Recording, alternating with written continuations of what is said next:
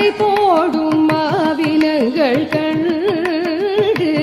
இந்த அதிசயத்தில் சிலை போல நின்று நிஜமான சுகம் என்று ஒன்று நிஜமான சுகம் என்று ஒன்று இருந்தால் நீடுலகில் இறையன்று பெறவும் மல்று இசையாரும் கோபாலன் நின்று இசையாரும் கோபாலன் நின்று நின்று எழுந்தெழுந்து நடமாட எது நின்று அதை பாட இசையாரும்